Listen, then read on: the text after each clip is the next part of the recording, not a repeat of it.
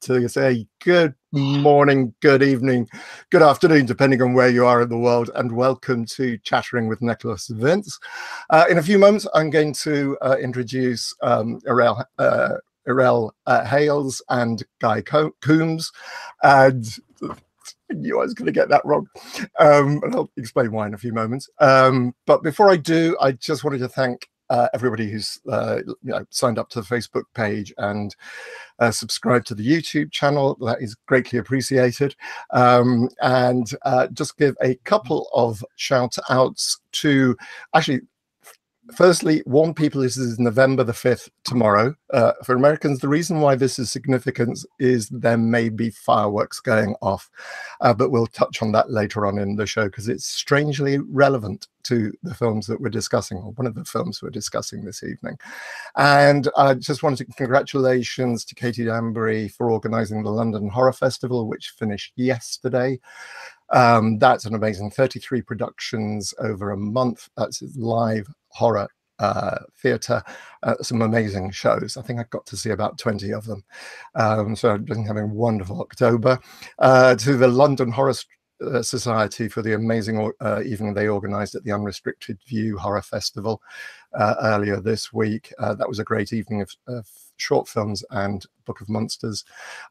Keep an eye out for Book of Monsters. It's doing very well in festivals. And also just to remind people that the 16th to the 18th of November, I shall be in Chicago along with Barbie Wilde, Simon Bamford, Ashley Lawrence, and, drumroll, Clive Barker. We'll be at the Days of the Dead in Chicago. So if you have a chance, come along and see us. It'd be great to chat with you then. I can breathe now, so I've got all those out the way. Airell and Guy, would you like to introduce yourselves? Hello. Hey, gang. Again. Say hello to the folks at home. Which one is which? Hello, everyone. I'm Airell Hayles. I'm Airell Hayles. No, I'm Guy. I'm Guy Coombs. I'm Guy Coombs. Coombs. How do you say your surname? Combes. Ah. Yeah. So there's not two O's. Sounds like Coombs, but it is Coombs. Okay. Yeah, it's that old English. Yeah. Of randomly placing letters in a word and really confusing people as to the way it's pronounced. Well, thank you very much indeed for joining me this evening. We're going to start off in talking about Heckle, and then we're going to be talking about Rec and the Magic Toyshop.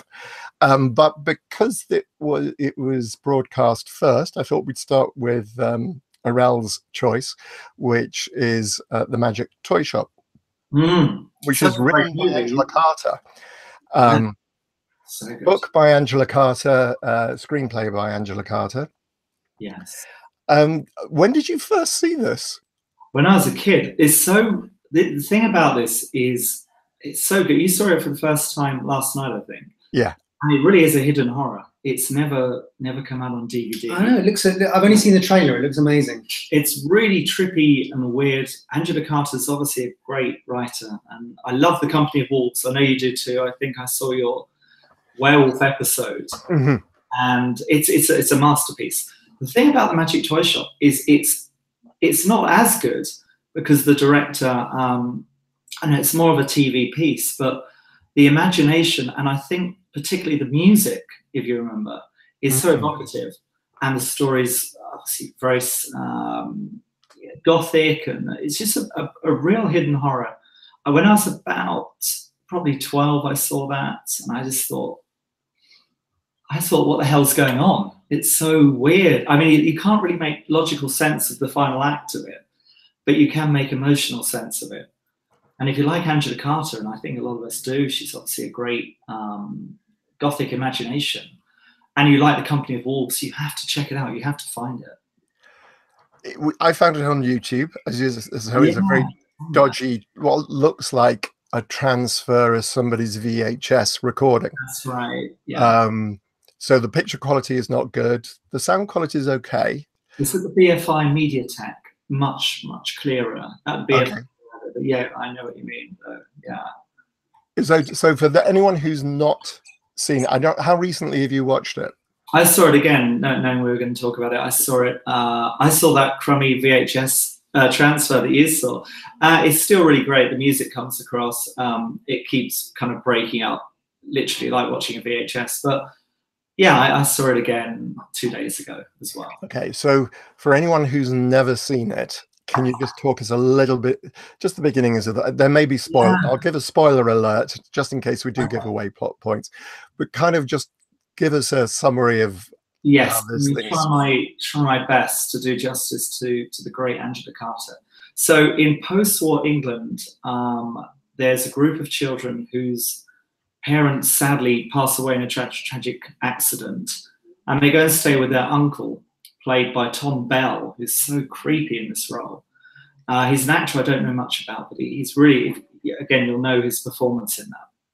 And when they get there, they stay with their uncle in this toy shop that's got magical abilities, and it's got a life of its own. You know, the puppets seem to come to life. But why it's so creepy is that the uncle, this role played by Tom Bell, puts these shows on in the basement, and they're these really nasty kind of sadistic shows where swans are leaping down, attacking people, and it seems to be playing out these nasty fantasies. And it kind of has the dressings of being something almost akin to the Box of Delights, which I love.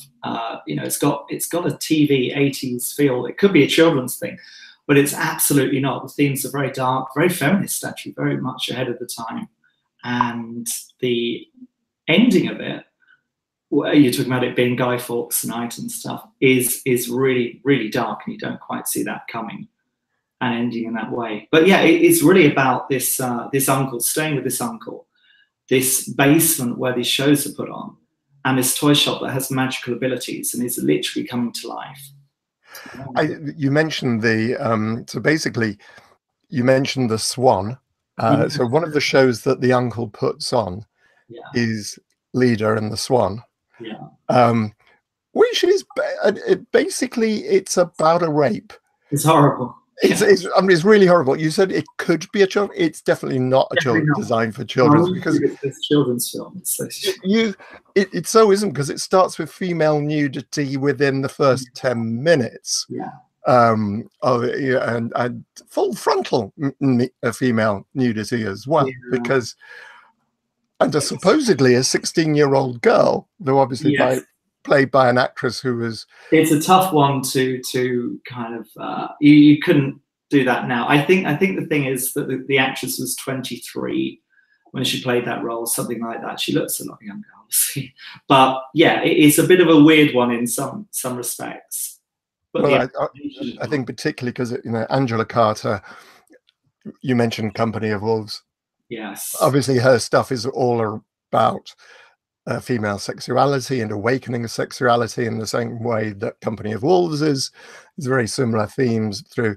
It starts with a kind of a dream-like sequence where the daughter, the heroine, Melanie, I think off the top of my head, dresses in her mother's wedding dress, goes into the garden. It's all very fantastical, and realizes she's locked out of the house, so she climbs up an apple tree to get back into the house, cuts herself. There's blood on the white. Very Freudian, very Jungian. Completely. I'm watching an interview with Angela Carter. She said, you know, that she read Freud when she was young, which really explains a lot about her writing. It is extraordinary. And for our American viewers, I mentioned November the 5th. So if you do decide to watch it, certain things you need to be aware of is, I have no idea what year it was, but basically there was a Catholic plot pre-restoration or 1996, something like that. No, I mean the original. The Gunpowder. All right, minus another 1,000 years. Yeah, but yeah, probably about 1700s, basically. And there was a famously known as the Gunpowder Plot, where basically the Catholics put gunpowder in the basement of the Houses of Parliament, and so that they could blow it up when the Protestant king, opened the Houses of Parliament. they were betrayed. The person left holding the candle, the lit candle, who was going to light the fuse, was Guido Fawkes, commonly referred to as Guy. And the British, it was James I and VI around about, oh yes, because Craig says it's James I. James I of England, James VI of Scotland. It is the same person, around about 1610. And anyway, the plot was foiled. They tortured Guy Fawkes and the conspirators. Guy Fawkes was burned at the stake, and we celebrate this each year by having bonfires. They hung, drew, and I mean, it was pretty gory. Oh yeah, no, it'll be hung, drawn, and quartered. Yeah. Well, I mean, they didn't have horror films back then, so they kind of made their own immersive experiences. Yeah. Yeah.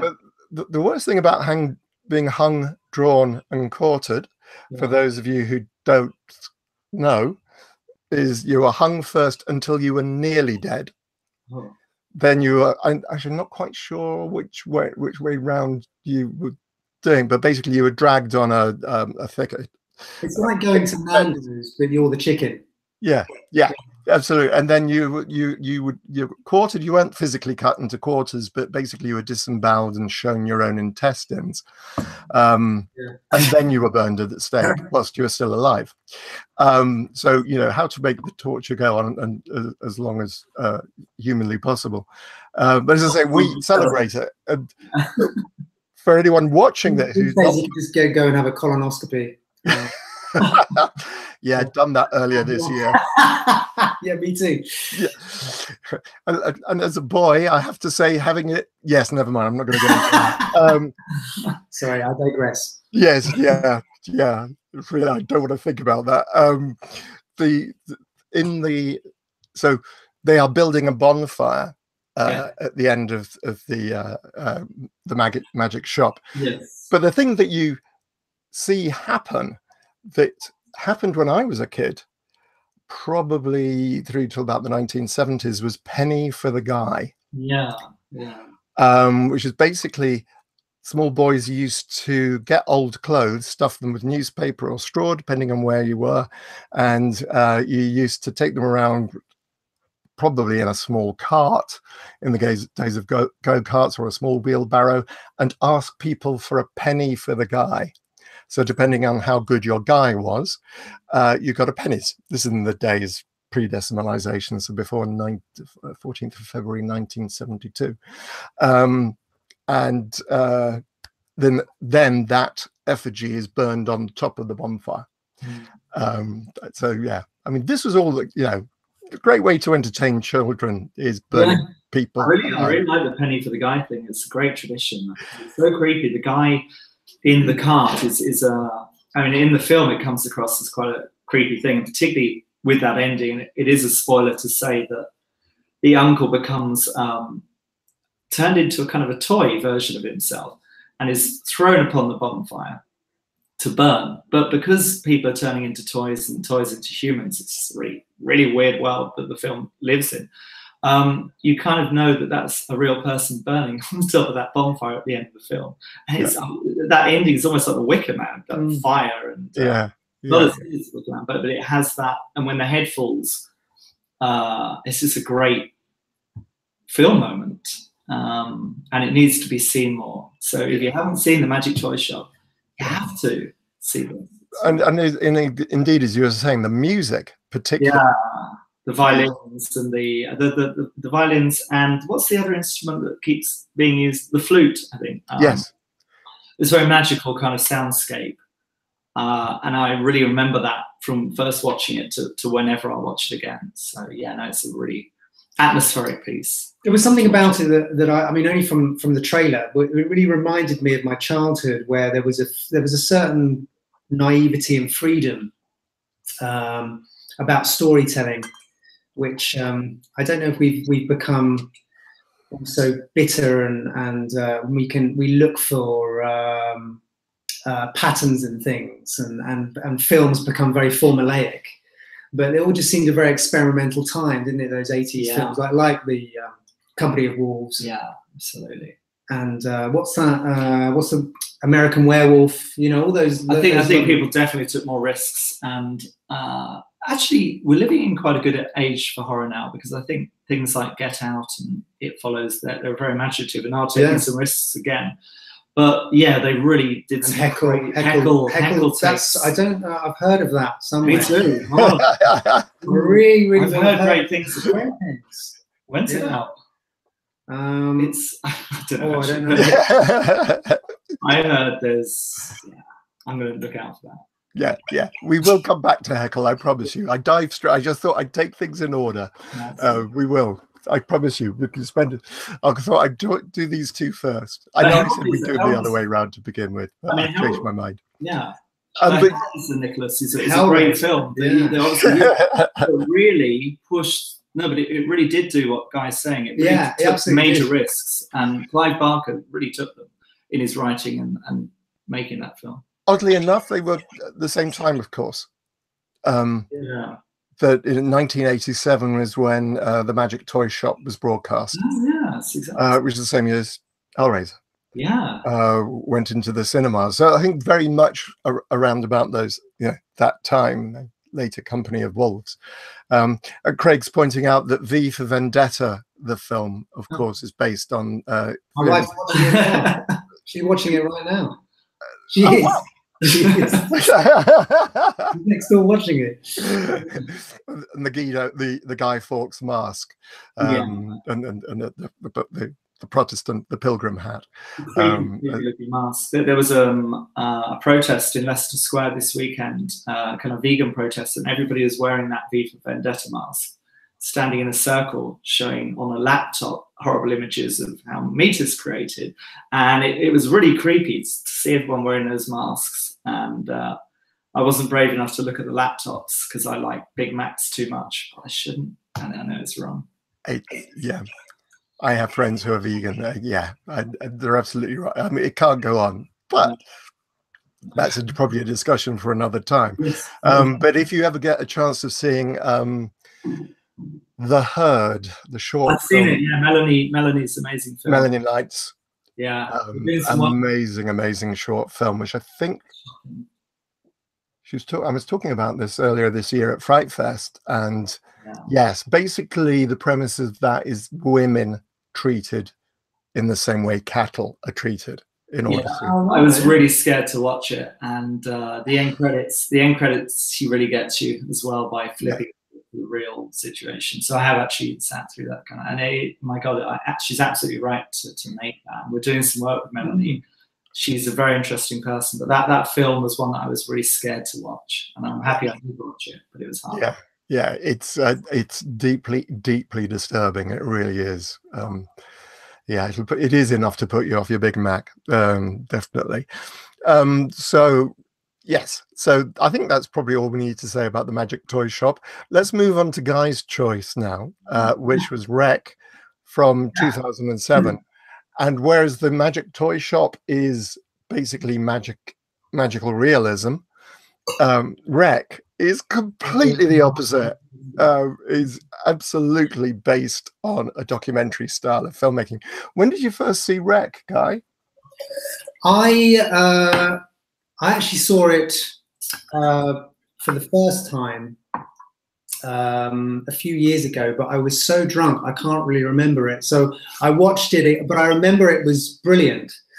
And so I watched it again a couple of days ago and just reminded myself what it was all about. And I think what I think so clever about it is the storytelling that goes on with clearly such a minimal budget, what they've managed to achieve and create in an atmosphere, and it being this immersive,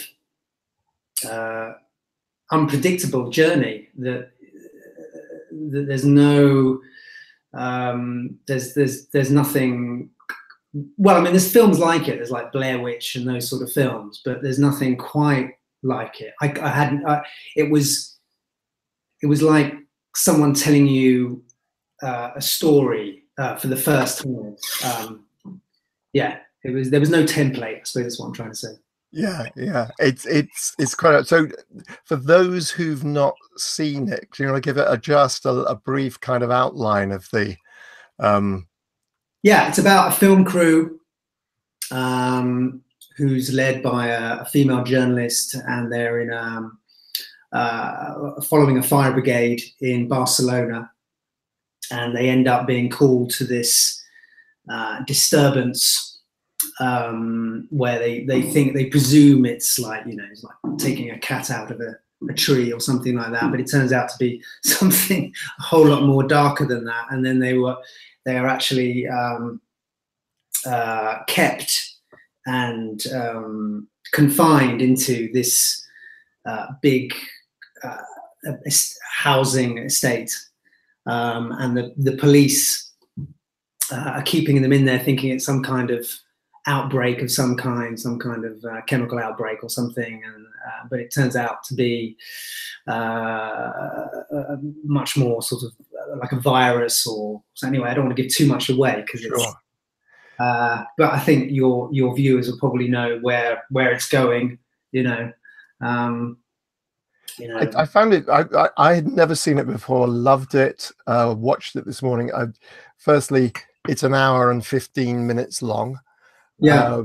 Which is it's kind of like, so what, 75 minutes, and which I thought this is how to make a film. This is the length the film needs to be. That's how long the film is going to be. It's just completely sparse. I'm a huge fan of Spanish filmmaking, and particularly TV filming. This is feature film. And it was very much done in the style of, as a documentary style. As you say, it's basically, it starts with a reporter doing a piece to camera, it's in Spanish with English subtitles, but doing a piece to camera and getting it wrong and fluffing it and recording it again. And her program is called While We Were Asleep. While you're asleep. And the whole idea is following, as you say, this fire unit during the night shift. Extraordinary. I mean, you feel as if it's been improvised, which, and watching all the DVD extras, it obviously was. It was so scary. The ending is really scary. Terrifying. Yeah. I'm not quite sure. I mean, what kind of film is it? Is it I mean, is it zombie? Is it what is it? They've got the virus that they've got is rabies in the film. I think it's rabies. Well, that's an assumption you're led to be. Possibility. When they do the reveal, it's actually something slightly different. Yes. And watching they said, actually, no, we took it off. And I think that's the obvious assumption. Yeah. Particularly when because I think the film it reminded me of most when I watched it is The Mist. Yes. Where you've got this group of people who are trapped in a location, and it's set in a Barcelona, one of these tall, I'd say probably Victorian construction, high-rise block, with lots of apartments on different floors with these old style wrought iron stairways and stone steps leading up and so on. But it's interesting how the different characters turn on one another. The outsiders, and of course this is made in 2007, and it's kind of, so there's that aspect. Yeah, really interesting about it's the pace of the storytelling as well. I mean, it doesn't, like you say, it's really compressed, but there's no chaff. It doesn't. It feels like you're going on a ride. I mean, I saw it again because I remembered it, and then you said it was your hidden horror. And it felt like you're literally stepping on a ride at Universal Studios, and you're just going to be terrified. And that's it. It's very fast paced, because a lot of modern horror can be a bit slow. The third acts of films can drag out. This film you're just there, aren't you? It just rips you through its storyline and then kind of leaves you reeling at the end. So, Yeah. Yeah, it's a great film. Yeah, I mean, and the other thing, of course, is the you mentioned Blair Witch Project, but watching, the directors saying, they were trying to work out how you can make this experience as immersive as possible. So the whole thing is shown through the camera, which is, hence the title, record. It's the recording symbol you see in a viewfinder when a camera is recording. So the whole thing is done through the POV of the cameraman. Yes. And essentially your DOP, your director of photography, is a character in the film. Yeah. And he was saying that it was very interesting for him, and something he'll never probably get to do, is the actors were talking to him, not into the lenses I'm talking now, or off to the side where you're normally given your sight line, but you're literally talking to the cameraman as if he's there, which is, I think definitely at the time had never really been done, which is what made it so unusual for the time. And I think there's probably been about 3 or 4 sequels from looking up on. Yeah. Part 2 is good. Part 3, yeah. Part 4, Genesis, haven't seen it. Part 2 is really good though. Oh, okay. Yeah. Because it's one of those things where you think, oh wow, this is so good. How can you top it? So I shall go and search that out, because I really enjoy. It was just okay, great film. If you've not seen it, REC, REC. Search that one out. Now we have a question from one of our viewers. It's telling me it's from Tim Lehman, but I suspect this is from Kim Lehman. I'll assume it's from Kim Lehman. Hi Kim, thank you very much for tuning in. Airell and Guy, have either of you watched films Terrifier or Hereditary? Yeah. If so, which do you prefer? Terrifier, a slasher film, or Hereditary, considered an art supernatural horror, or both? Do you know either of those films? Yeah. Shall I kick off? Yes, please do. Yeah. So I know both. So I saw Terrifier, the clown slasher film at Fright Fest, Halloween last year. It's good fun. Yeah, it's not in the same league as Hereditary. It's a really good midnight movie, but they're 2 different things. It's like you can't really compare it in that way. But Terrifier is good fun. But Hereditary is genius. And I know that there was that big debate between Mark Kermode and Robbie Collin. Mark Kermode doesn't like it much. Robbie Collin thinks it's really good. I'm in the camp that thinks it's really good. I think it's really scary. And Toni Collette's performance as this unhinged kind of mother is wow. I mean, she was great in The Sixth Sense. And so for me, Hereditary, because I don't like the last, it sounds weird, the last 2 minutes. But that's only 2 minutes. I haven't seen it yet. Okay, so I won't say what happens there. But the build-up, the tension in the first act and in the actually in the third act, it's really scary as well. All of it. Definitely Hereditary. But both very different films. I mean, but have you seen Terrifier? See, I don't think you've seen that, but you may have seen Hereditary. I haven't. I really want to. Yeah, I really want to see Hereditary. I've just been so busy, but I really combing your hair, and grooming myself. That I haven't got around to it, but yeah, I really want to see that. It looks so good. Great film. You've seen it, Nicholas, right? I haven't actually. No, I missed Terrifier at Fright Fest. I haven't. Hereditary is one on the, because I've been out at the London Horror Festival. Yeah. For the most of October, seeing at least half a dozen shows a week. I really have not been watching films. I think you'll like Hereditary. Yeah. Yeah, it looked a really interesting premise, and funnily enough, it's got a child in it, a girl, which kind of brings us back to REC, because the child in REC is that maybe jumps so much the bit that yeah. He just attacks, and it's really scary. Yeah. Okay, so I think that hopefully that answers your question, Kim. Right, Heckle. Yes, I've heard about this. What Yeah. You tell me. I've heard lots about it. I think we know about it. Yeah. Well, you know, some people will know a little bit about it because I interviewed Martin Pick, the director, fairly recently. But what we didn't do at the top of is explain exactly your roles in Heckle. So perhaps you'd like to do that and say what it is your contribution is.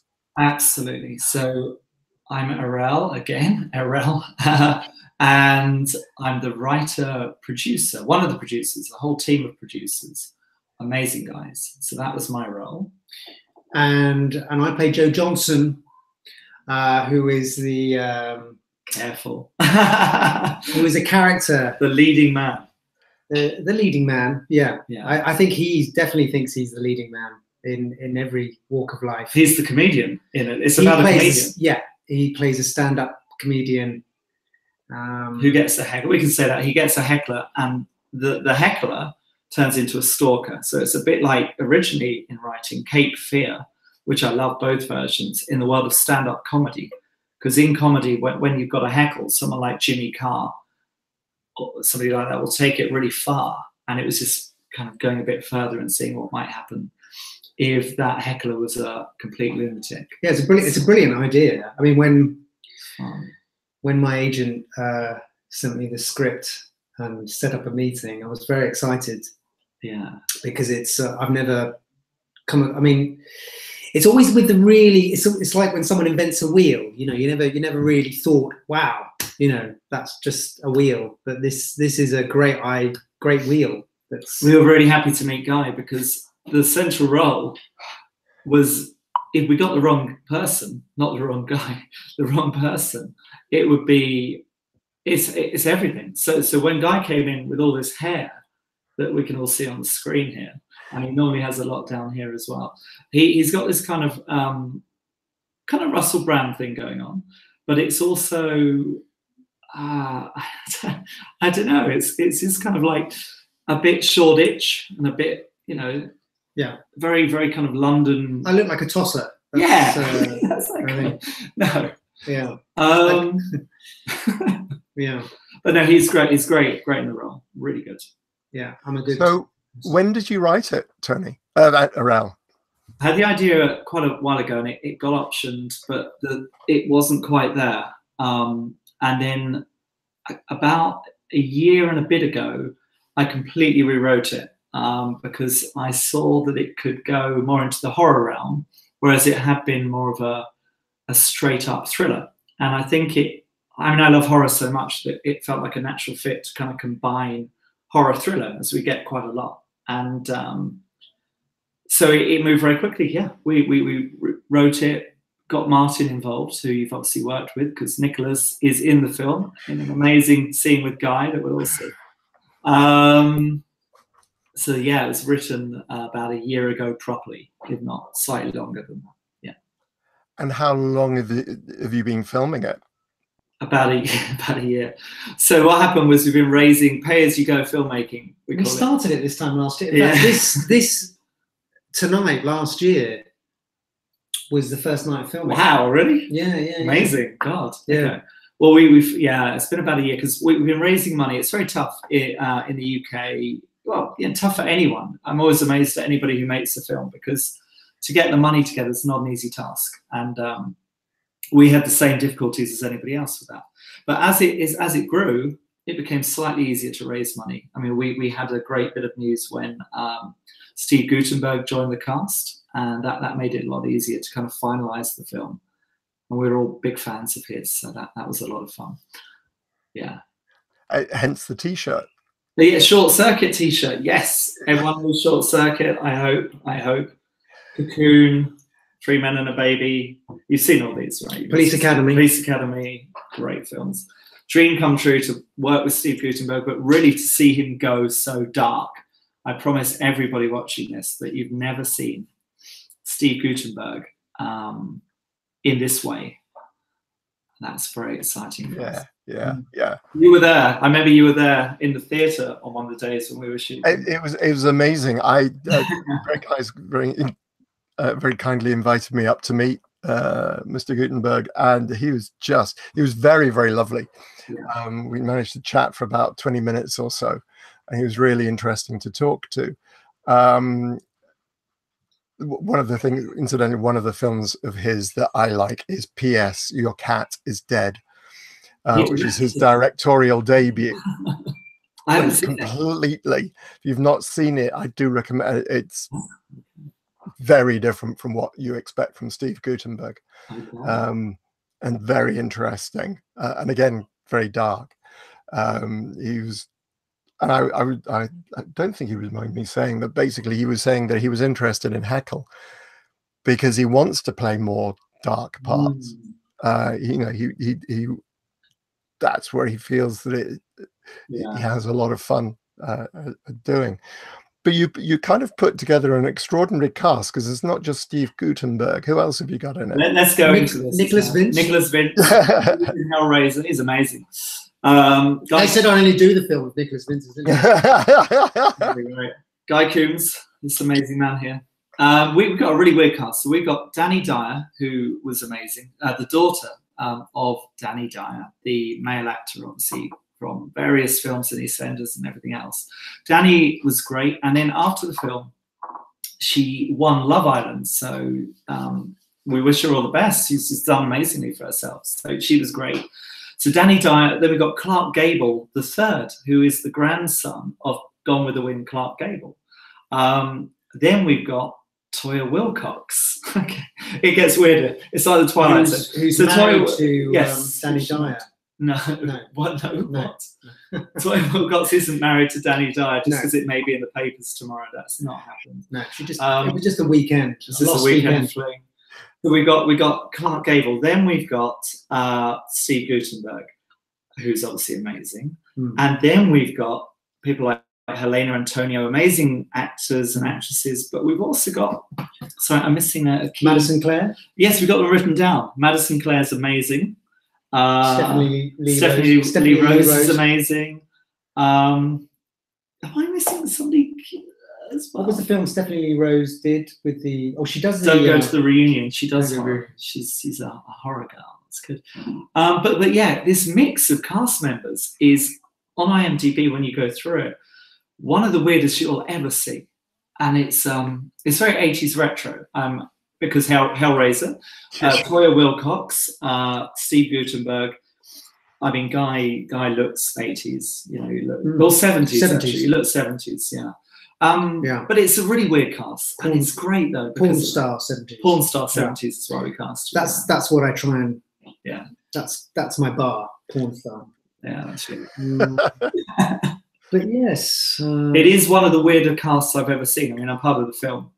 But I know that Dani Dyer, Steve Guttenberg, Toyah Willcox, Nicholas Vince. How did you get Toyah Willcox?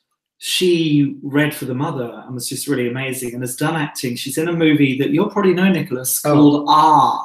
Is it Ah? You know, it's played at Fright Fest, and it's got almost everybody in it of British. Yeah.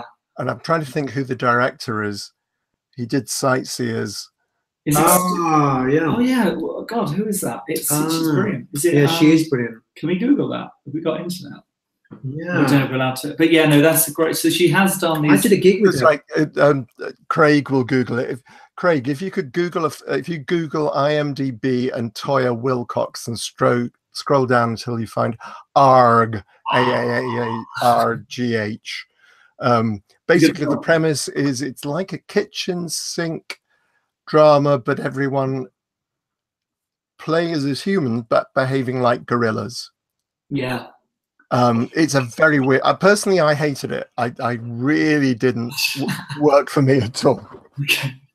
There's bits of it I really liked. I kind of know what you mean. It can be quite an isolating film, I think, but it shows that she was doing some work in the kind of genre area, and yeah, she's a great lady. I mean, she is. Don't get me wrong. I thought it was a waste of all those talented actors. I just thought, what? Yeah. You know, this would make a really good short film. It would make an extraordinarily good short film, but it lasted 90 minutes. Steve Oram. Sorry, Steve Oram, who I've never met. Yeah. He's got loads of sightseers. It's brilliant. I love sightseers. Yeah, I love sightseers. Yeah. I thought it was brilliant. Yeah. But I really just did not connect with our it's A and lots of A's and then an H at the end. And a very weird, wonderful cast. So the cast is, I mean, the cast is, I've never ever, my whole life, seen a cast that is that kind of weird. And I think that it's a real strength, because in the marketing, we're going to look at the fans of Toyah. We're going to look at, the fans of a lot of 80s material. We're going to look at Dani Dyer's kind of, fans. And there's a lot of different groups there but it is a horror film, and they'll know that they're all kind of coming to see a horror film. But it's very interesting too. Yeah. Who was the makeup effects artist on Heckle? Oh, Dave Darko, Darkworks Studios. Shout out to him. He's an amazing guy. Megan Biffin, a bouquet. And those guys, as you know, because you worked in very, close proximity with Dave. Dave is just terrific, just full of heart, just an amazing guy. And in any horror film, the makeup effects have got to be bang on. Yeah, he's a brilliant artist. I mean, I remember in one of the scenes, we were running out of time, and he had like 5 minutes to make some gory scene, and it was just suddenly just blood and guts and everywhere, Okay. That's what he created. Yeah. No, absolutely. So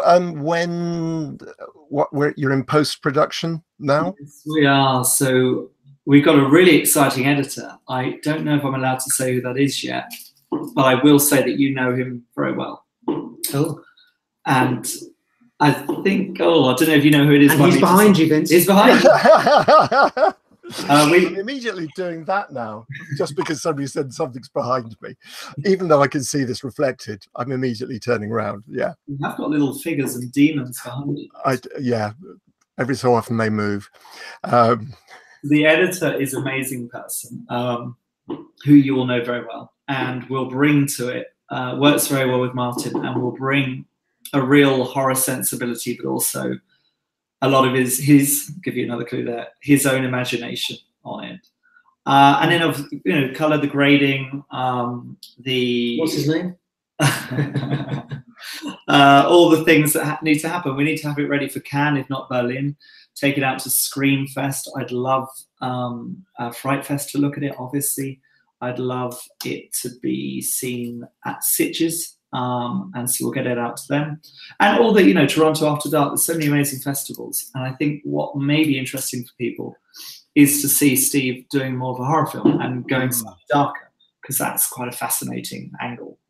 Yeah. As you say, I saw him. He was playing the stand-up, and it was absolutely fascinating to watch, because he was improvising a lot of it. Yeah. Brilliantly. I was amazing. Because it's basically a monologue. It's a rant. And it was just Talk Radio. Have you seen Talk Radio? Do you know that? I haven't. I know of it, but I haven't seen that. It is an angry rant, though. It's that kind of... Yeah. It's quite extraordinary. Yes. Absolutely extraordinary. Okay, cool. So sometime next year. Early next year. Yeah, you're aiming to Cannes, which is in May, so you're hoping to have it completed by May. When are we getting paid? He's joking. I've already been paid. I don't know about you, Nicholas. What's that? Have you been paid yet? Yeah. Tom got paid accidentally 4 times. We just let it go. We just said that. No, very promptly. Yeah, no, the invoice was paid very promptly. Thank you very much. I wouldn't be talking to you if I hadn't been paid for a project. No. Anyway, okay. So, what else are you working on at the moment, gentlemen? What else have you got? You got anything else lined up, or? I did a film. Well, actually, I did it just before. We played Gigolo, the film. Yeah. I was playing a sex addict.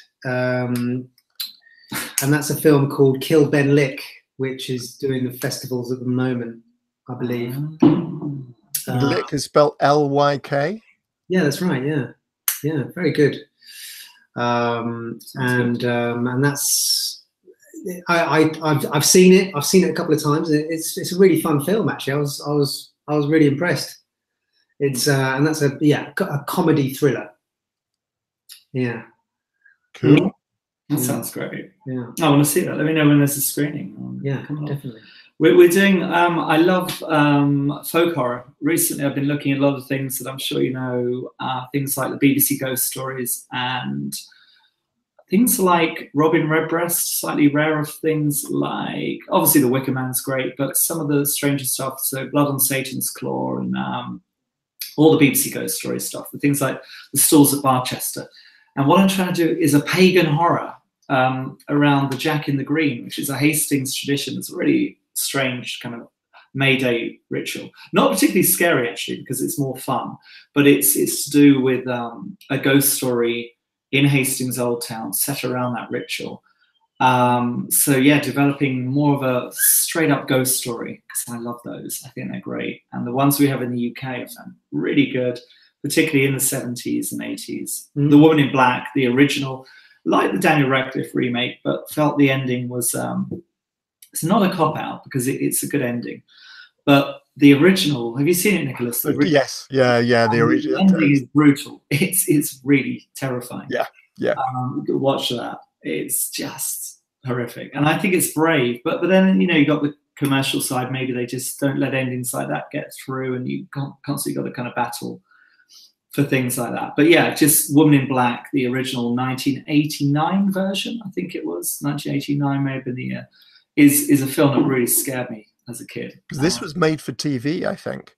It was a made, like the Magic Toyshop. I mean, a lot of this made for TV stuff so scary because I guess there weren't all these channels, and when you saw something that scary in 1983 or something, or end of the 80s, it was just terrifying. It was on the box in a living room somewhere, just really, really frightening material. Yeah. Love that film though. I love that. I remember when you could turn on the television and be terrified. Absolutely. You know, after dark, you know, on Channel 4. Hammer House of Horrors, things like that. Yeah. Twilight Zone. And well, you mentioned Whistle and I'll Come to You. But of course, what they used to do is they used to show M.R. James ghost stories on Christmas Eve. Yes. On the BBC. Yes. And we're talking about the day, so probably around about 10, 11, possibly about 11 o'clock at night. Yeah. On Christmas Eve each year. Yeah. And, you know, that's how, those are some of the earliest horrors that I got to see. And I would have, and we're talking about the 1960s when these things were broadcast. And they were terrifying. They're absolutely, there was one in particular called The Stone Tape. Yeah, that's great. Nigel Neal. Yes, Nigel Neal, which I found on YouTube. Yes. And you look at it and think, how on earth can I have been scared by this? Because it's so over the top. It's shouted. The characters are so broadly drawn. Yeah. And so absolutely. But the best one, Nicholas, is Ghostwatch, which I hope you've seen that. I mean, do you know Ghostwatch? No, I haven't, because it's too scary. I think I started watching it, just got too scared. I've never gone back to watch it. 1991, I think it was, I was a kid, and that probably turned me on to horror because it was really terrifying. You believed it. I believed it. We all did. And you just thought you're watching a haunted house really taking effect on its inhabitants and driving them mad. It was really frightening viewing and famous because of it. But try and get through to the end. The acting in it isn't great, looking back on it. But the script by an amazing writer. Stephen Volk. Yes, who probably does work with the London Horror Festival. I'm not sure if he does. I have not seen anything that's what Steve's I think he's now just published the third. Apparently even Craig has seen Ghostwatch. It's just not me. But funnily enough, it relates back to Wreck, and I'll come back to Stephen Volk in just a few moments. It's very much of it. In fact, the whole premise is that this, because it has Michael Parkinson, for our American viewers, this is a guy who used to do interviews on Saturday night and was our most for years, Parkinson, interviewed everybody. So it's presented as if it's a live documentary. It was broadcast. It wasn't broadcast as scripted drama. It was advertised as if this is documentary. This is real life. In the days when they used to do live TV, these live TV events. We believed it. We totally believed it. Like Wreck is that I think we'd have Blair Witch, so we knew we had to say we're going to pretend it's found footage, but we kind of knew it wasn't. But we went along with the ride. But when you saw Blair Witch initially, for a lot of people, and when you saw Ghostwatch, you really didn't know, particularly if you had a cup of tea and walked in after the adverts or something. And nothing can match not knowing. So you can't go back to that. You can't do it again. I mean, Ghost Stories, the play at the theatre, which I love so much, kind of does stuff live that's really scary, and his movie version as well. But the play is, in my opinion, a lot scarier. Bring it back. But yeah, it's hard to scare people now. Not impossible. Hereditary does it. And Gothic can be great anyway. You know, something like The Company of Wolves is more less scary sometimes. It's quite scary, but it can be just a Gothic movie that's a brilliant entertainment to imagine to. It doesn't have to. Isn't it all about taking risks? Isn't it? I think the storytelling. Yes, definitely. And I think if you're willing to be honest and just be brave, then I think it can be an amazing journey to be part of. I mean, just when you mentioned the Ghost Story, I think with the film, I was a bit disappointed just because I thought they went a little bit apologetic at certain. With the Ghost Stories play when the film came out, you mean? Yeah, so, yeah. I think it was because he was sending the cliches up on stage, and on film we just got it. He said it himself, I think, as the cliches, but it's still a great thing. But on stage, it's terrifying. And the woman in black on stage is so scary. My God, that's scary. Yeah. I think I found Woman in Black absolutely terrifying. I saw the premiere of Ghost Stories when it was, and they were still bedding in when I saw it. So I mean, it's supposed to be 90 minutes without a break, and I think it ran closer to 100. They had a lot of so you lost a lot of the impact of some of the gags, you know, the stage gags. I thought the whole premise was great. I haven't seen the film version of it, but it wasn't as effective for me, the stage version, just because of the technical issues when they were. I mean, the cast did great and the premise is great. It reminded me, in fact, you know, the program notes, it's very much like the Armada Book of Horrors or the Pan Book of Horrors. Something else was on radio the other day. We have another question in from Kim. Who are your favorite directors? Hers are Jen and Sylvia Soska, who are just doing the remake of Rabbit, and I'm so looking forward to seeing that because it's looking really good. Hers are Jen and Sylvia Soska, John Carpenter, and the late great George Romero. So not necessarily genre directors, but who are your favorite film directors? Kick off. Yeah, I do. Oh, okay. Well, I'll do one that's non-horror. So John Hughes is brilliant. John Hughes, through The Breakfast Club to everything he's done. Planes, Trains and Automobiles is just genius. And he wrote it in a weekend. What? Wow. How did he do that? So he's just got a great, it feels very intimate. It feels like he knows people very well. Those coming of age films, or the ones about more adult characters, it just feels like John Hughes knows people very well and is very funny. And John Candy was great in Planes, Trains, Steve Martin, all of that stuff's great. Weird Science, it's crazy. And in the horror one would be, there's so many great horror directors. I've got to be careful. Let's do one of yours before I come on to horror, because I don't want to say the wrong horror. Oh, I'm trying. See, I'm not so good on see who we got pulling names out of the hat. But well, let me throw an anecdote in. Planes, Trains and Automobiles. Yeah, please. I watched that from around about 4 o'clock in the morning, I think, when we were making Nightbreed. Oh, wow. The guys when I was going into the Kinski makeup. Yeah. That's for those. It's the 5-hour makeup process, and I clearly remember it being on just keep me awake and interested. Because basically you have to sit still for 5 hours whilst they stick things to your face. And that I don't think I've seen it since, and I need to sit. I probably do need to, because no doubt I did the script drift away slightly, but I've not seen it since. Amazing film. Wow. Horror, probably David Cronenberg, but yeah, I mean, he's so good. The Fly, and you talked about the Oscars. Crash. Oh, and actually probably Argento. No, you see, here's the thing with Argento. With the supernatural stuff, yes, Suspiria and Inferno. But then, I mean, Alan Jones would kill me, but not all of it. But he's amazing. I mean, Suspiria as a one-off film is amazing. But let me just think through my top 10. I stand up for M. Night Shyamalan because I love The Sixth Sense. And I really like The Village. People hate The Village. I think it's so good. I like The Village, yeah. I love that film.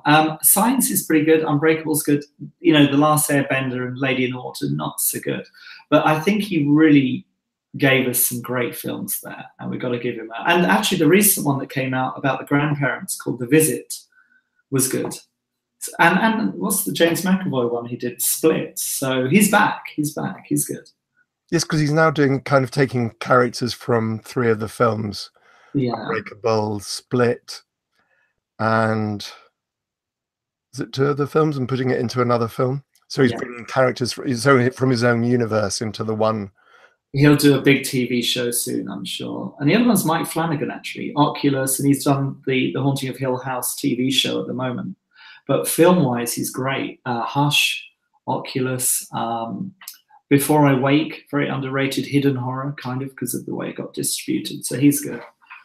Loads of great horror directors, but often they do one thing or a couple of things. The days of George Romero's and people like that, we're getting more one-off hits here and there, I think, now. Yeah. So slightly different, yeah. Who's your favourite porn director, Guy? Well, I think yourself. I mean, Heckle is special version. The first day of shooting, lots of nudity. thought we were going to be doing a proper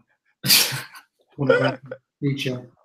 We just, I think everything the directors you said, they're all good. I mean, Wes Craven was amazing, obviously. Sam Raimi and Evil Dead 2. Raimi's. Yes, you mentioned there's being a possible hidden Evil Dead 2, Sam Raimi.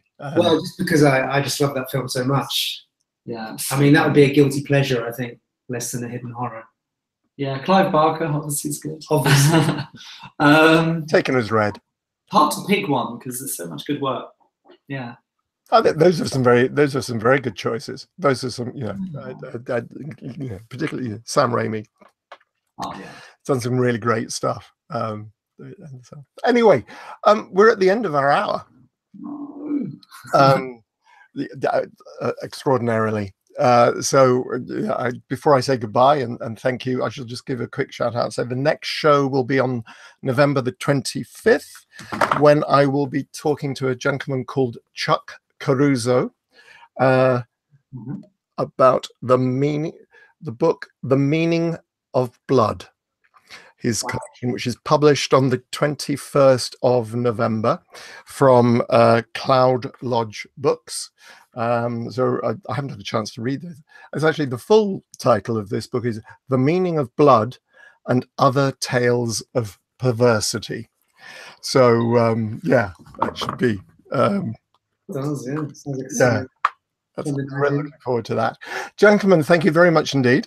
Thank you, Nicholas. Thanks, Nicholas. Absolute pleasure. Everybody Good. And hopefully see you guys, see some of you at the end of the month, or middle of the month, in Chicago, Days of the Dead, with Clive, Barbie, Simon, and myself, and Ashley Lawrence, and a whole load of other, Nick Foster and Tracy Lords is going to be there, and Jonathan Breck from the name's gone. A whole load of great guests. Okay, cool. All right. Hopefully, as I say, see you in fairly soon. And I'm going to stop